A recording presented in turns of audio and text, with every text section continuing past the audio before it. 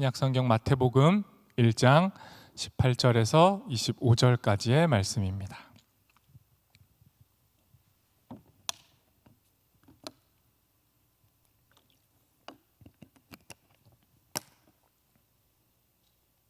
다 찾으신 줄 알고 저 여러분이 한 절씩 교독하고 마지막 절을 함께 읽겠습니다. 제가 먼저 읽습니다. 예수 그리스도의 나심은 이러하니라. 그의 어머니 마리아가 요셉과 약혼하고 동거하기 전에 성령으로 잉태된 것이 나타났더니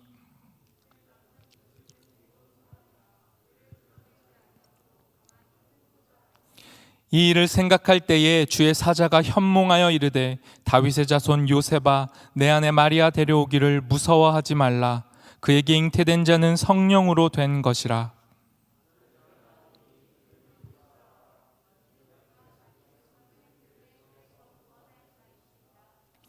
이 모든 일이 된 것은 주께서 선지자로 하신 말씀을 이루려 하심이니 이르시되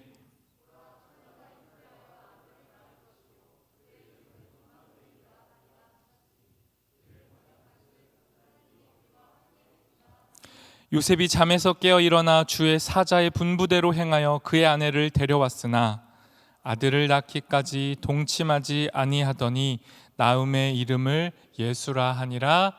아멘. 여러분, 오늘이 역대급으로 가장 춥다고 하는데 어때요? 추우신가요? 안 추워요? 여기 안엔 추워요? 다양한 반응이 나오고 있습니다. 몸도 춥고 마음도 추운 사람들이 있을 것 같습니다. 연말이라서 그냥 추워서 떠는 건지 아니면 우리 삶의 무거운 현실 때문에 불안하고 염려돼서 떠는 것인지 모르겠지만 제가 주위를 보니까 청년들의 삶의 이야기를 들을 기회가 있을 때 들어보니까 추워하고 떨고 불안하고 두려운 사람들이 요즘 많이 있는 것 같습니다. 그리고 물론 저부터 그렇습니다. 제가 올해 연말은 유독 좀 버거운 것 같아요. 매년 연말이 쉽진 않았지만 올해는 조금 더. 왜냐하면 결정해야 할 일이 조금 더 많아졌고 준비해야 할 일도 많아졌고 마무리해야 할 일도 있고 또 새로움을 가지고 새해를 기대하지만 동시에 두려운 마음도 있는, 그래서 하루하루가 참 무게감이 있다, 무겁다, 그런 느낌을 갖는 요즘입니다. 저만 그러지 않을 것이라고 제가 확신하기 때문에 우리 서로에게 이렇게 인사했으면 좋겠습니다. 또 얼굴 좀 보시고요, 왔는지 안 왔는지 앞뒤도 좀 보시고 이렇게 인사하면 좋겠습니다. 떨지 마세요. 떨지 마세요. 그리고 한마디 더 하겠습니다. 진심을 담아서 제가 옆에 있을게요. 하세요. 다 거짓말인 거 아닐까요? 그냥 하십시오. 눈 동그랗게 뜨고 다시 하십시오. 제가 옆에 있을게요. 고 목사님, 제가 옆에 있겠다고 하신 것 같은데요. 네, 여러분. 여러분 두려워서 떠는 우리한테 필요한 건 다른 게 아닙니다. 위로가 필요해요. 괜찮아. 떨지 마. 두려워하지 마. 나 어디 안 가. 나 어디 안 갈게. 네 옆에 있을게. 내가 너랑 함께 할게. 이런 위로의 소리들이 떨고 있는 우리의 영혼을 따뜻하게 하는 겁니다. 별다른 말이 아니잖아요. 완전히 지키지 못할 말일지라도 그 말에 힘이 있잖아요. 위로의 음성, 구원의 음성이라는 거, 그 어떨 때 우리에게 들립니까? 우리가 추워서 떨려서 우리가 겉옷을 우리 힘으로 겹겹이 껴안고 그것으로 꽁꽁 싸매고 있다고 해서 우리 영혼이 따뜻해지지 않아요. 그 모든 우리의 겉옷이 우리를 따뜻하게 하지 못한다라는 근원적인 깨달음을 가질 때, 그 깨달음 속에 떨고 있을 때 우리는 우리 스스로를 구원할 수도 없고 아무리 많이 먹고 아무리 많이 가지고 아무리 많은 것을 누려도 결국 마지막엔 죽음이라는 것, 그 무엇도 소유하지 못하고 빈손으로 떠나가야 한다는 유한한 존재라는 걸 인정하게 될 때, 그때 위로와 구원의 음성이 들리게 되는 겁니다. 내가 너와 함께 하겠다. 너의 곁에 있을게. 이 하나님의 위로는 결코 가벼운 농담도 아니고 못 지킬 약속도 아니고 정신승리도 아니고 지금의 이 고통을 회피하기 위한 달콤한 소리가 결코 아닙니다. 하나님의 말씀, 내가 너와 함께 하겠다는 이 말씀은 진짜 위로예요. 왜냐하면 진정한 위로는 우리의 현실을 정면으로, 직면으로 바라보게 하기 때문입니다. 하나님이 우리에게 내가 너와 함께 하겠다고 말씀하실 때 우리의 어려운 현실을 다 덮어버리는 게 아니에요. 우리의 어려운 현실 그대로 있는 그 자리에 하나님이 오겠다는 거죠. 그 자리에서 내가 너와 함께 하겠다. 그러니 하나님의 위로는 현실을 부정하는 것도 아니고 회피하는 것도 아니고 도망치게 만드는 것도 아니고 우리를 연약하게 만드는 건 더더욱 아닙니다. 사람의 말과 달리 하나님의 위로, 하나님의 말씀은 우리에게 현실을 바르게 보게 하고 그 현실을 이기게 하는 힘이 되는 거죠. 여러분이 터한 현실이 뭐예요? 우리 청년분 연령대가 많잖아요. 제일 아래부터 보면 대학 입시 아직도 안 끝났죠? 지금도 벌벌벌 떨고 있잖아요. 이번엔 돼야 되는데 두 번째인 사람도 있고 세 번째인 사람도 있고 그 이상인 사람도 있고 제발 통과하자. 대학 입시. 그리고요 통과한 사람들 대학 성적 벌벌 떨죠. 졸업, 취업, 진로, 연애, 결혼, 좀 더 나가면 임신, 출산, 육아, 그리고 생각지도 못했던 건강의 약해짐. 이런 각각의 이유들로 우리는 떨고 있어요. 춥고 불안합니다. 그때 들려오는 하나님의 음성이 뭡니까? 내가 너와 함께 하겠다. 내가 너가 있는 그 자리에 함께 하겠다. 그러니 두려워하지 말아라. 이게 하나님 우리에게 들려주시는 음성이죠. 그런데 우리가 듣고 싶은 대답은 아닐 수 있어요. 우리가 추워서 떨고 있을 때 듣고 싶은 대답은 그런 게 아니고 뭐죠? 대학에 들어가는 것, 내가 원하는 대학에 들어가는 것, 취업이 잘 되는 것, 성공하는 것, 내가 원하는 사람과 연애가 되는 것, 그래서 결혼하는 것처럼 실제적인 문제 해결을 우리는 원하잖아요. 그런데 그런 일들은 벌어지지 않고 하나님의 음성이 들리는 거예요. 내가 너와 함께 하겠다. 사실 우리가 우리 인생에서 바라는 것 그렇게 거대하진 않잖아요. 우리가 뭘 원하죠? 우리가 세상이 하도 어려우니까 우리의 기준도 굉장히 낮아졌어요. 꿈이 대통령인 분 있나요? 이 중에? 잘 못 봤어요. 요즘 제 동기 목사님 중에 한 분이 말도 안 되는 그 꿈을 가졌더라고요. 근데 그런 이상한 분 말고 여러분의 꿈이 뭐예요? 되게 소시민적이잖아요. 그냥 평범하게 살길 원하고 평안했으면 좋겠고 그렇게 높지 않아도 평균적인 삶을 원하는데 문제가 뭐예요? 그것조차 쉽지 않다는 게 우리의 현실입니다. 하나님은 구체적이고 실제적인 변화와 해결이 아닌 변함이 없는 별 볼 일 없는 우리의 상황에 찾아오시겠다고 말하는 거예요. 네가 있는 그곳에 여기에 거기에 함께 하겠다 말씀하십니다. 그래서 이 하나님의 말씀 앞에서도 우리는 어떻습니까?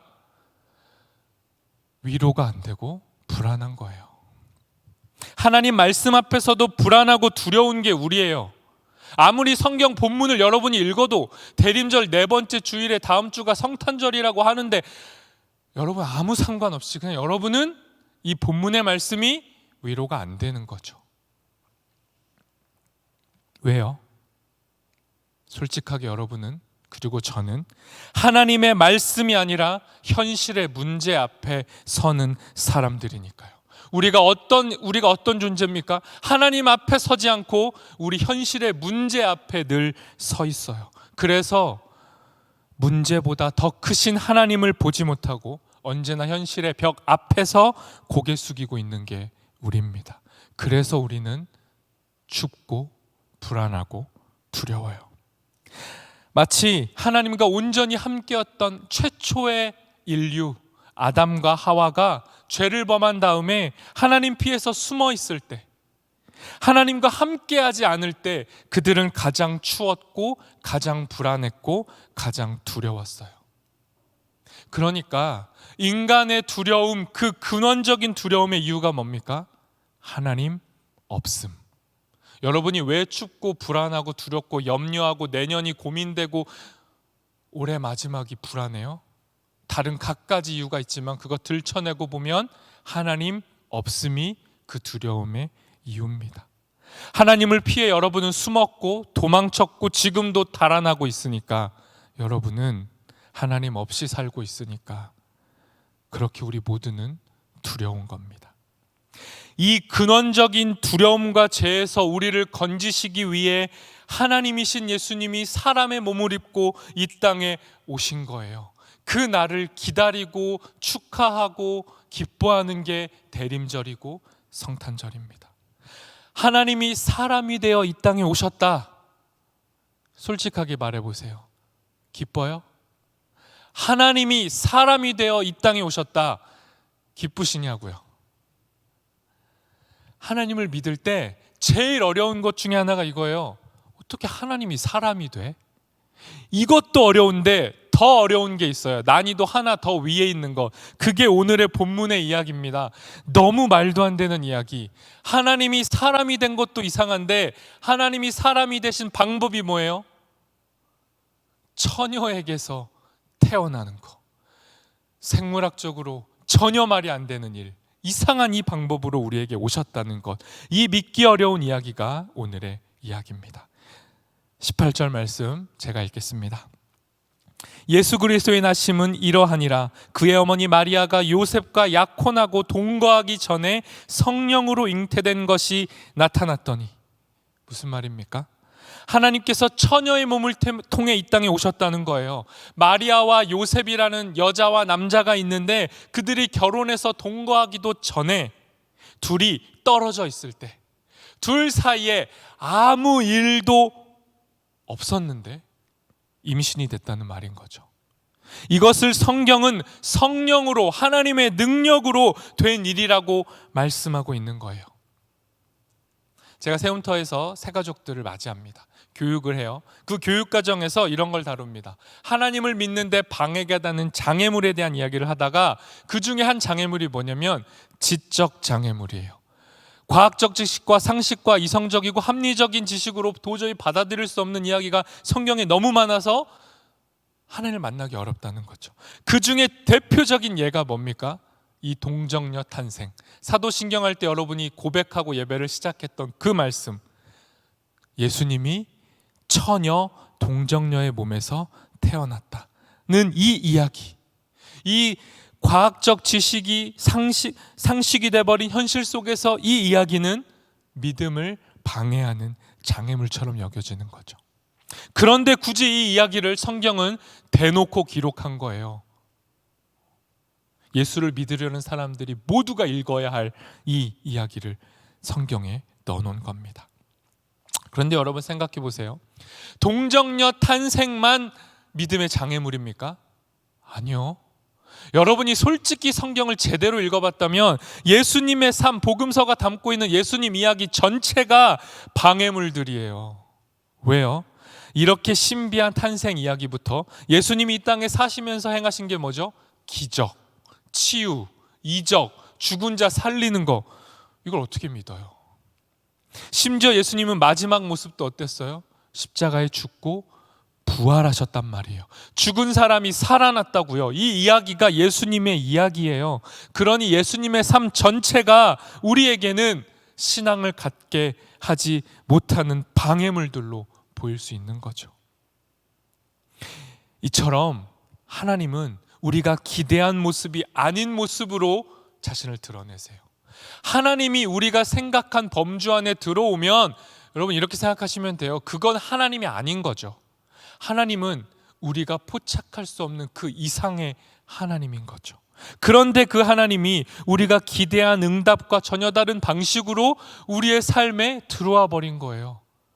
내 범주와 내 삶의 영역, 내 인식의 틀 안으로 그분이 들어와 버렸다고요. 이것 자체도 당황스럽고 놀랍고 두려운 일이에요. 이걸 어떻게 받아들여야 되지? 특히 사람이 되신 하나님, 그 예수님의 탄생 앞에서 예수님을 처음 만났던 최초의 사람들이 있을 거잖아요. 그 최초의 사람이 누굽니까? 예수님의 엄마 아빠인 마리아와 요셉인 거죠. 이 두 사람은요, 두려웠습니다. 예수님을 마주하는 것, 하나님을 마주하는 그것이 너무 두려웠어요. 그래서 누가복음은 엄마의 입장에서 마리아의 두려움을 다뤘고요, 오늘의 본문인 마태복음은 아빠인 요셉의 두려움을 다루고 있는 겁니다. 먼저 엄마 마리아의 두려움을 좀 볼까요? 누가복음 1장 30절에서 31절 세 번역으로 제가 읽겠습니다. 천사가 마리아에게 말하였다. 두려워하지 말아라. 마리아야, 그대는 하나님의 은혜를 입었다. 보아라, 그대가 잉태하여 아들을 낳을 터이니 그의 이름을 예수라고 하여라. 마리아는 당시 기준으로 보면요, 그냥 10대예요. 10대. 12살에서 정말 많이 잡아봤자 14살 정도 되는 10대. 소녀이고 처녀였던 마리아한테 느닷없이 천사가 나타나서 뭐라고 하는 겁니까? 하나님의 은혜를 받았다. 초석을 까는 거죠. 하나님의 은혜를 받았다. 그리고 하는 말이 뭡니까? 넌 임신할 건데 아들을 낳을 거야 라는 말을 던진 겁니다. 이 이야기를 들은 마리아가 어땠을까요? 당연히 두려운 겁니다. 이게 무슨 말이에요? 두렵고 두려웠을 겁니다. 지금과는 비교도 할 수 없을 만큼 여성에 대해서, 성에 대해서 억압적이었던 당시에 결혼하지 않은 여성에게, 처녀에게, 마리아에게 네가 임신할 거다라는 말은 곧 너는 죽게 될 거야 라는 말인 거예요. 너는 사회적으로도 실제적으로도 죽을 수 있다는 말을 한 거죠. 그러니까 어떻게 안 두렵습니까? 그런데 예수를 탄생하게 할 거라는 이 말씀 앞에 마리아만 떨었던 게 아니고 그의 남편 약혼했던 요셉도 떨었습니다. 이 당시 유대 문화 속에서 약혼이라는 건 그냥 쉽게 생각하면 여러분 결혼하고 똑같은 말이에요. 유대인들은 결혼을 2번 한 거죠.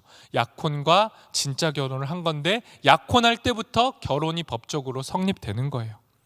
약혼 후에는 1년 동안 신랑과 신부가 떨어져 삽니다. 동거하지 않아요. 그리고 신랑이 자기 집으로 돌아가서 아내를 맞이할 집을 짓습니다. 그리고 1년 후에 아내를 데려오는 거예요. 이때 만약에 약혼이 파혼되면, 깨지면 이혼과 동일하게 되는 거죠. 이런 상황 속에서 요셉은 약혼자, 아니 이미 결혼한 아내인 마리아가 자기랑 상관없이 임신했다는 얘기를 듣는 거예요. 상상이 되세요? 결혼을 안 하신 분들은 그래 조금 충격이겠다 할 수 있지만 결혼하신 분들에게 이건 두려움 그 이상인 거죠. 마태복음 1장 20절 요셉의 두려움 세 번역으로 제가 읽어보겠습니다. 다윗의 자손 요셉아, 두려워하지 말고 마리아를 내 아내로 맞아들여라. 그 태중에 있는 아기는 성령으로 말미암은 것이다. 성령으로 임신하게 된 마리아도 당황스럽고 두려웠지만 이걸 받아들이라는 하나님의 명령을 받은 요셉도 혼란스럽고 두려웠어요. 이 두려워하는 요셉에게 하나님께서 천사를 통해 이렇게 말씀하십니다. 21절 말씀 함께 읽겠습니다. 아들을 낳으리니 이름을 예수라 하라. 이는 그가 자기 백성을 그들의 죄에서 구원할 자이심이라 하니라. 천사가 뭐라고 말합니까? 아들을 낳을 건데 이름을 예수로 지으라는 거죠. 예수라는 이름은 그 당시에 가장 흔한 이름 중에 하나예요. 저도 제 아들 이준이 이름을 지을 때 흔하지 않았으면 좋겠다. 그리고 좋은 의미를 담아내는데 예뻤으면 좋겠다. 이렇게 고민하고 지었단 말이에요. 그런데 하나님이신 아버지 하나님이 아들의 이름을 어떻게 지은 거예요? 그냥 동네 흔한 이름으로 지은 거예요. 히브리어로 예수는 여호수아하고 동일한 이름입니다. 뜻은 하나님이 구원하신다는 거죠. 너무도 흔한 이름이지만 당시 유대인들 모두가 알고 있었고 유대인들 모두가 이 이름대로 이루어지기를 간구하고 있었어요. 모두가 다 예수 여호수아의 이름이 현실이 되기를, 우리가 구원받기를 기다리고 있었다고요. 그 모두의 열망을 담아서 하나님이 자신의 아들의 이름을 예수라고 지은 겁니다. 구약의 여호수아, 구약의 예수라는 이름이 애굽의 노예 생활로부터 자기 백성을 구원하겠다는 하나님의 의지를 담고 있었다면, 신약의 예수라는 이름은 죄라는 노예 생활로 두려워 떨고 있는 백성들을 하나님께서 건져내시겠다는 의지를 담은 이름인 거예요. 스스로를 구원할 수 없는 사람들을 자유케 하시는 하나님, 구원하시는 하나님, 그것이 예수라는 이름에 담긴 하나님의 의지고 뜻이었던 거죠. 여전히 어둠 가운데 있는, 두려움 속에 있는 요셉에게 하나님께서 예수라는 이름 외에 한 가지 이름을 더 알려주십니다. 23절 말씀 제가 읽겠습니다. 보라, 처녀가 잉태하여 아들을 낳을 것이요 그의 이름은 임마누엘이라 하리라 하셨으니 이를 번역한즉 하나님이 우리와 함께 계시다 함이라. 예수라는 이름, 죄에서 너희를 구하겠다는 이름 외에 또 다른 이름을 주시는데 그 이름이 임마누엘입니다. 번역하면 하나님이 우리와 함께 하신다. 뭔 말이에요? 하나님이 우리와 함께 하신다. 우리의 방법과 우리의 지혜와 우리의 한계가 끝에 다다랐을 때, 우리의 힘으로는 그 무엇도 더 이상 할 수 없는 그 한계 상황 속에 놓였을 때 말씀하시는 이름이 임마누엘이에요. 내가 그 자리에 너와 함께 하겠다. 우리가 전혀 예상치 못한 방법으로 다가오시는 이름이 임마누엘입니다. 하나님은 예수라는 이름, 임마누엘이라는 이름으로 요셉과 함께 하셨어요. 요셉처럼 두려움 속에 있는 자들을 위로하시는 하나님의 음성이 뭡니까? 우리와 함께 하시겠다는 거예요. 이 하나님의 의지가 예수님의 탄생을 다루는 마태복음의 시작에서부터 마태복음의 마지막까지 마태복음 전체를 휘감고 있는 거예요. 함께 하겠다는 이 하나님의 의지가 마태복음 전체를 두르고 있는 거죠. 마태복음 마지막 장 마지막 절 28장 20절 말씀 제가 읽겠습니다. 내가 너희에게 분부한 모든 것을 가르쳐 지키게 하라. 볼지어다 내가 세상 끝날까지 항상 함께 있으리라 하시니라. 내가 세상 끝날까지 너희와 항상 함께 있으리라 하시니라. 우리가 두려워할 때, 우리가 떨 때, 우리가 너무너무 쫄려서 무엇도 할 수 없는 패닉 상태에 놓여 있을 때, 마치 요셉처럼 완전히 얼어붙었을 때 주님이 말씀하시는 겁니다. 네가 떨고 두려워하고 있는 그 멈춰선 자리에 내가 함께 하겠다. 이 약속의 말씀이 두려움을 이기는 우리의 힘, 우리의 소망이 되었으면 좋겠습니다. 세상은 온통 두려움으로 덮여 있고 마리아와 요셉도 두려워했고 그 두려움의 근원이 죄였고 그 죄에서 우리를 구원하시고 우리와 끝까지 함께 하시겠다라는 이 하나님의 말씀이 두려워 떨고 있는 우리를 자유케 하고 우리를 하나님과 동행하게 하는 힘이 되었으면 좋겠습니다. 여러분, 대학에 못 가서 불안하죠? 대학에 아직 못 가신 분들,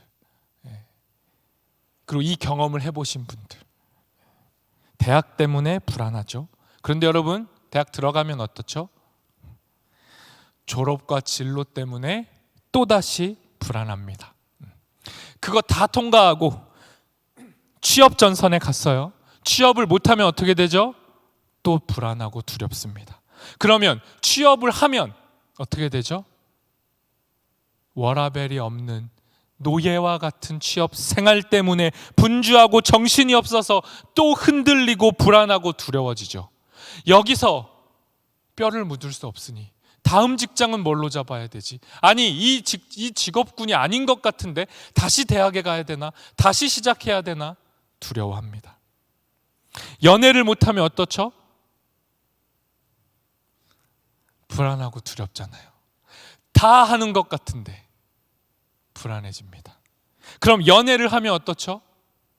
또 불안해집니다. 이 사람이 날 떠나면 어떡하지? 얘가 나의 단점을 발견하면 어떡하지? 난 얘가 너무 좋은데 얘가 날 안 좋아하면 어떡하지? 내가 이 사람을 놓치면 어떡하지? 내가 이 사람에게 버림받으면 어떡하지? 불안하고 두려워서 연애를 하면서도 연애를 못해요. 돈이 없어서, 사람들이 나를 떠날까 두렵고, 이 모든 게 내 존재를 증명해내지 못할까 봐 두려운 거잖아요. 여러분이 왜 두려워요? 여러분의 존재가 지워질까 봐, 여러분의 존재가 낮은 등급을 받을까 봐. 이런 우리에게, 이런 마리아와 이런 요셉에게 2000년 전에 예수가 온 겁니다. 예수님이 무려 2000년 전에 오셨지만 우리의 삶은 그때나 지금이나 힘들어요. 늘 우리를 두렵게 하고 불안하게 하는 일들은 그 모양만 달리할 뿐 지금도 계속 반복된다고요. 예수님을 믿은 사람이나 믿지 않은 사람이나 예수님을 낳은 사람이나 예수님을 본 적도 없는 우리 모두가 다 두려워서 떱니다. 내가 너희와 영원히 함께하리라. 내가 너희와 지금 여기에서 항상 함께하겠다는 이 말씀에 우리는 위로를 얻지 못한다고요.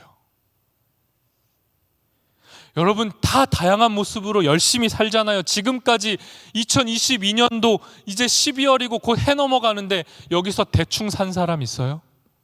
여기서 정말 올 한 해 저 날로 먹었어요, 이런 사람 있어요? 아니, 결과가 안 좋은 거 상관없이 여러분이 고민 안 하고 두려워하지 않고 벌벌 떨지 않고 대충 산 사람 있냐고요. 다양한 모양으로 우린 너무 열심히 살았지만 우리가 이 시점에서 또 불안해지는 건 우리가 결국 모두는 죽음이라는 허무의 구덩이로 다 빨려 들어가게 될 것을 우리는 감각적으로 우리의 영혼이 직감하고 있기 때문이에요. 여러분이 직업이 좀 바뀌고 여러분의 대학이 좀 올라가고 여러분이 예쁜 여자를 만나고 예쁜 남자를 만나고 상관없이